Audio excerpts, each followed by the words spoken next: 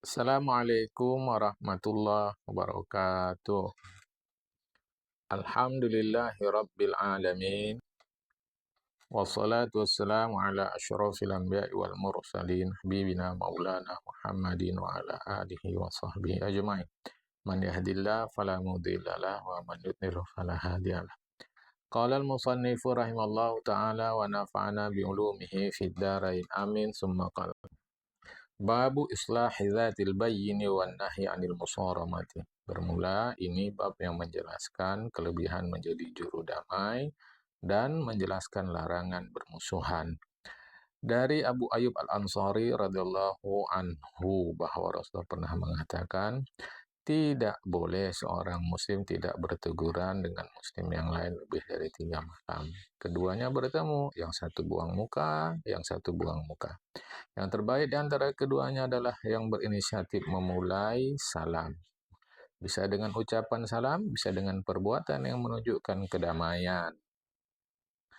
Kemudian dari Hasan Al-Basri rahimahullahu ta'ala bahwa Rasulullah pernah mengatakan, jangan kalian tidak berteguran. Jikapun kalian tidak berteguran, yaitu la mahalata. Tak mustahil memang mungkin terjadi, tapi janganlah lebih dari 3 hari. Wa yawma muslimin. Siapapun di antara orang muslim, misalnya kata ada 2 orang tidak berteguran, itu keduanya mati.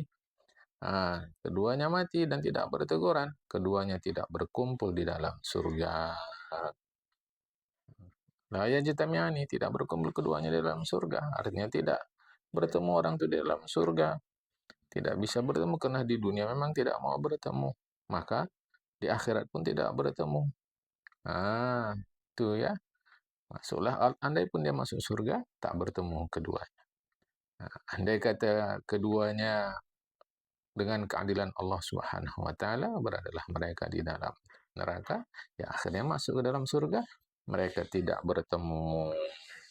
Ya. Baik, kita teruskan. Dari Anas bin Malik radhiyallahu taala anhu, dia mengatakan Rasul bersabda, ada hamba-hamba Allah itu yang pada hari kiamat diletakkan mereka di atas mimbar yang terbuat dari cahaya. Bukan nabi, bukan orang mati syahid. Sehingga para nabi dan orang mati syahid pun ingin pula lah seperti mereka. Sahabat-sahabat bertanya, siapa mereka ya Rasulullah? Itulah orang yang berkasih kasihan karena Allah Subhanahu wa taala. Dari Abu Hurairah radhiyallahu taala Nabi mengatakan, pintu surga dibuka pada hari Senin, hari Kamis. Semua likulli abdin muslimin, semua orang Islam diampunkan dosanya. Selama dia tidak menyekutukan Allah dengan apapun. Kecuali yang tidak diampuni seorang yang ada permusuhan antara dia dengan saudaranya, apakah saudara-saudara atau saudara seakidah. Dia yang bermusuhan, bukan orang yang bermusuhan dengan dia. Karena kita sepanjang hidup ini, sebaik apapun, pasti ada yang musuhi kita. Ya, dengan syarat, bukan dia yang memusuhi. Ini maksud hadis ini, dia yang memusuhi orang. Sehingga dikatakan, tunggu. Ini 2 orang ini, tunggu dulu, sampai keduanya itu berdamai. Dikatakan, kemudian Rasulullah mengatakan, Fadaru fi amal mutasarrifna fokus salasin ruddah. Apabila dibawalah perbuatan-perbuatan baik, misalnya kata, dari 2 orang yang bermusuhan itu lebih dari 3 hari mereka bermusuhan, ruddah. Ditolak perbuatan-perbuatan baik mereka itu. Dari Abu Umamah Al-Bahili radhiyallahu taala anhu bahwa Nabi pernah mengatakan, malam nisfus Sya'ban, Allah turun ke langit dunia. Allah perhatikan penduduk bumi. Allah ampunkan semuanya, kecuali orang kafir dan orang yang bermusuhan. Orang yang memusuhi orang, al-musyahin, orang yang memusuhi orang lain. Tapi dia berinisiatif memusuhinya, bukan orang memusuhi dia. Karena kalau maksudnya kita tak ada musuh, itu mustahil. Rasulullah sendiri orang yang terbaik itu, musuh yang memusuhi dia luar biasa. Memusuhi Rasulullah SAW itu luar biasa banyaknya. Jadi yang penting bukan kita yang memusuhi. Apa yang dimaksud Allah turun ke langit dunia ini? Kalau Al-Faqih berkata, Al-Faqih Syekh Abu Yasir Samarkandi, yang dimaksud Allah turun itu adalah perintahnya turun.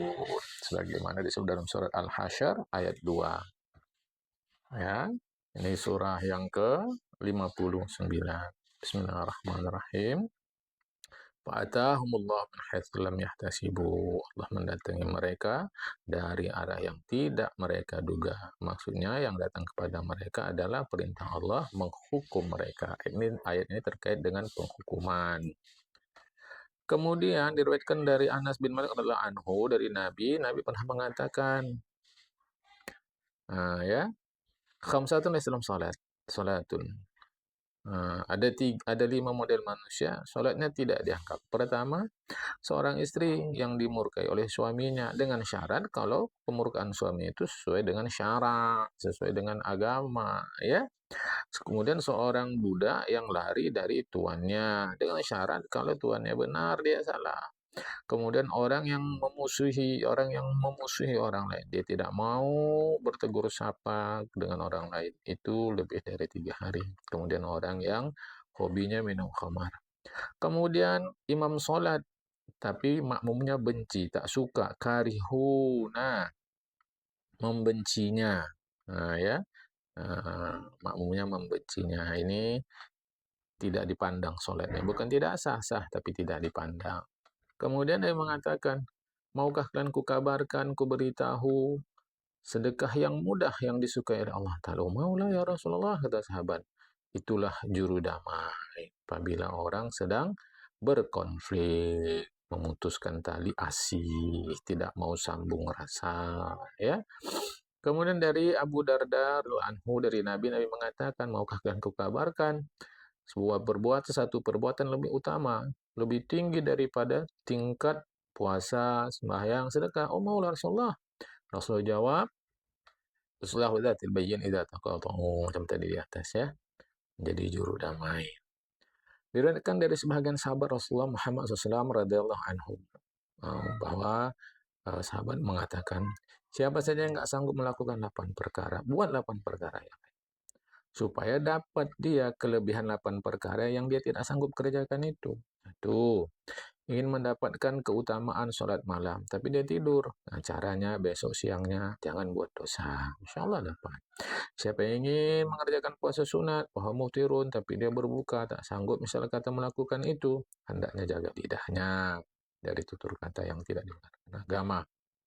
Siapa yang menginginkan kelebihan keutamaan ulama, maka biasakan untuk tafakur, merenung kebesaran Allah Subhanahu wa taala. Mudah-mudahan dapat kelebihan ulama itu. Siapa yang menginginkan kelebihan prajurit perang, sedangkan dia duduk di rumah, tinggal di rumah, maka berperanglah melawan syaitan. Siapa yang ingin mendapat kelebihan sedekah, sedangkan dia orang yang tak sanggup bersedekah, maka ajarkan manusia ilmu yang dia pelajari. Yang keenam, siapa yang mendapatkan keutamaan haji, tapi dia tak sanggup mengerjakan, maka senantiasa teguhlah mengerjakan sholat Jumat dengan segala aturannya. Yang ketujuh, siapa ingin mendapat anugerah orang-orang yang mengabdi kepada Allah Ta'ala, maka jadilah juru damai. Jangan jadi provokator yang menciptakan permusuhan dan pertengkaran. Kedelapan, siapa ingin mendapatkan keutamaan seorang wali Allah yang disebut wali badal. Ini ada 7, kena 7 disebut abdal. Maka letakkanlah tangannya di dadanya. Relalah dia, relakanlah untuk orang lain apa yang ia relakan untuk dirinya sendiri. Ya, dari Ali bin Husain radhiyallahu taala anhu, dia mengatakan, pada hari kiamat nanti apabila Allah kumpulkan semua manusia, yang dulu yang belakangan, itu adalah datang yang menyeru nanti. Apa isi seruan? Aina ahlul fadli? Mana orang-orang yang utama itu? Fayaqumu unuqun. Bangkitlah rombongan orang yang mereka sedang menuju ke surga. Malaikat pun menjumpai mereka, bertanya, mau kemana kalian? Makanya mau ke surga, kata mereka. Malaikat tanya, sudahkah kalian melewati atau sudahkah kalian dihisab, dihitung, dikalkulasi? Ya, udah. Nah, Eh, eh? Oh, bukan, bukan. Qabla al-hisab. Apakah sebelum dihitung, sebelum dihisab, sebelum dikalkulasi, kalian sudah begini? Oh ya, belum lagi dihitung, belum lagi dihisab, kami sudah pergi ke dalam surga. Ya, menuju ke surga ini. Padahal belum dihisab, belum dihitung, belum dikalkulasi baik buruk mereka. Ya, bukan berarti mereka tidak melewati lokasi hisab. Lantas tanya lagi, siapa kalian rupanya? Ya kami lah orang-orang utama. Ya apa keutamaan kalian di dunia? Oh kami kalau dijahili orang, santun aja kami. Kalau cara anak sekarang, dijahili orang, woles saja, slow aja. Apabila dijahati, diburui orang kami maafkan. Masuk-masuklah ke dalam surga, kata malaikat. Itulah sebaik-baik, surga itulah sebaik-baik balasan orang yang berbuat baik. Kemudian datang lagi, seruan, mana itu orang-orang sabar? Bangkitlah selombongan yang menuju ke surga. Malaikat tanya, kemana kalian? Ke surga. Tanya malaikat, belum lagi dikalkulasi, belum dihisap. Nah, ya belum. Kata malaikat, siapa kalian? Oh, kami orang-orang sabar. Apa rupa sabar kalian? Oh, kami bersabar. Kami sabarkan, kami tahan diri kami untuk tetap patuh kepada Allah. Kami sabarkan, kami tahan diri kami untuk tidak melakukan durhaka kepada Allah Ta'ala. Kata malaikat, masuk-masuklah dalam surga. Itu sudah sebaik-baik balasan orang yang berbuat. Kemudian ada lagi yang menyeru, mana itu tetangga Allah di bumi? Bangkitlah serombongan orang yang menuju ke surga. Mau kemana kalian? Tanya malaikat. Ya, mau ke surga. Kata malaikat, belum dikalkulasi, belum dihisab. Belum, ya, ya. Kata malaikat, siapa kalian? Kami tetangga Allah di bumi. Apa rupanya? Uh, Wa makana jiwarukum, macam mana rupanya kalian bisa menjadi tetangga Allah di bumi? Oh, kami berkasih kasihan sesama manusia karena Allah Ta'ala. Nah, dan kami saling berkorban karena Allah Ta'ala. Kami saling berkunjung, bersilaturahmi karena Allah Ta'ala. Kata mereka, masuk-masuklah surga. Surga itulah sebaik-baik uh, balasan untuk orang yang berbuat. Ya, baik. Seterusnya dari Abu Hurairah anhu dari Nabi mengatakan Allah Ta'ala berfirman pada hari kiamat, mana itu orang-orang yang berkasih sayang karenaku? Demi kemuliaan dan keagunganku pada hari ini, kulindungi mereka di bawah lindungan naunganku. Padahal hari ini tidak ada naungan lindungan kecuali naunganku. Dari Abu Umamah Al-Bahili radhiallahu anhu dia mengatakan, berjalanlah sejauh 1 mil, kunjungilah orang sakit. Berjalanlah sejauh 2 mil, kunjungilah saudara muslim, saudaramu. Sini maksudnya muslim, ya. Bukan berarti non-muslim tidak dikunjungi. Ini kalau muslim saja kau tak mau kunjungi, bagaimana kunjungi non-muslim? Nah, jadi ini maksudnya adalah perhatian, ya. Dan berjalanlah sejauh 3 mil dan jadilah juru damai.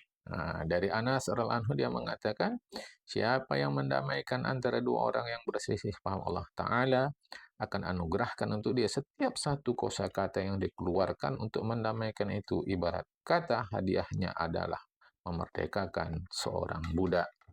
Kata Abu Bakar Al-Warraq radhiyallahu ta'ala, Allah Ta'ala bangkitkan, utuskan Nabi Muhammad SAW untuk mengajak manusia ke jalan Allah Ta'ala. Ya, sesungguhnya yang dia minta itu adalah perbuatan dari 4 unsur tubuh manusia. 1, jiwa. 2, lidah. 3, anggota tubuh. 4, kelakuan. Yang dituntut dari 4 ini, setiap 4 ini 2 pula. Jiwa yang dituntut darinya adalah mengagungkan setiap perintah Allah Ta'ala dan berkasih sayang kepada sama makhluk. Lidah itu yang dituntut adalah berzikir senantiasa kepada Allah, basahkan. Wa mudaratul khalqi, memperlakukan orang dengan baik, itu lidah. Ya. Adapun anggota tubuh maka dituntut itu untuk mengabdi kepada Allah dan menolong orang-orang muslim. Adapun kelakuan itu adalah rela terhadap ketetapan Allah dan bagus pergaulan bersama makhluk, bersama manusia, serta ya tanggunglah kalau ada kesulitan, gangguan dari mereka. Ya. Dari Tamim Ad-Dari radhiyallahu ta'ala anhu dari Nabi mengatakan, ketahuilah sesungguhnya agama itu ada nasihat. 3 kali itu Rasulullah bilang, Nasihat untuk siapa ya Rasulullah? Rasul jawab, untuk Allah, untuk Rasul, untuk kitab, untuk pemimpin, dan untuk seluruh orang-orang beriman. Apa maksudnya ini? Syekh Abu Laith As-Samarqandi menjelaskan nasihat untuk Allah maksudnya beriman kepada Allah, tidak menyekutukan Allah dengan apapun, lakukan yang diperintahkan Allah, jauhi yang dilarang Allah, ajak orang kepada hal itu, tunjuki mereka. Nasihat kepada Rasul maksudnya lakukan sunnah Rasul, ajak orang kepada itu. Nasihat kepada kita maksudnya imani kitab itu, baca dia, amalkan isinya, ajak orang ke situ. Nasihat kepada para pemimpin maksudnya jangan berontak kepada pemimpin. La takhruja alaihim bisayfi. Jangan engkau keluar atas mereka dengan pedang. Takkan lucu artinya begitu. Maksudnya jangan memberontak. Ajak mereka para pemimpin itu untuk adil. Tunjuki pula manusia kepada itu. Nasihat untuk seluruh masyarakat maksudnya sukai untuk mereka dan kau sukai untuk dirimu. Dan berbuat baik. Antasluha bainahum. Jadi engkau jurudah. Jangan engkau memusuhi mereka, ajak mereka untuk berdamai. Itu maksudnya. Kata Khalifah Ali bin Abi Thalib karramallahu wajhah, di antara faktor yang membuat kita mendapat ampunan Allah Ta'ala adalah menggembirakan hati saudara muslim. Dari Ummu Kulsum bin Uqbah, dari Nabi mengatakan, tidak disebut berdusta orang yang mendamaikan sesama manusia. Ya. Kemudian dia mengatakan baik atau malah tumbuh menjadi kebaikan. Maksudnya kadang-kadang dalam kita mendamaikan itu perlu strategi. Yang kelihatan kalimat itu sebenarnya dusta, tapi sebenarnya tidak. Itu namanya bias, ya. Itu untuk kebaikan, boleh. Menjadi juru damai itu adalah ibarat kata satu cabang kenabian, sedangkan bermusuhan itu adalah cabang sihir. Nah, ibarat begitu ya. Diriwayatkan dari Nabi mengatakan, manusia yang paling utama di sisi Allah pada hari kiamat adalah manusia yang paling utama pahalanya di sisi Allah pada hari kiamat adalah manusia yang paling bermanfaat untuk orang lain waktu dia di dunia. Yang paling dekat di sisi Allah pada hari kiamat adalah juru damai. Sampai sini dulu. Nanti akan kita lanjutkan bab menjelaskan petunjuk agama terkait kita terlibat atau menjadi bahagian dari kekuasaan. Nah, ini akan kita baca nanti ya. Assalamualaikum warahmatullahi wabarakatuh.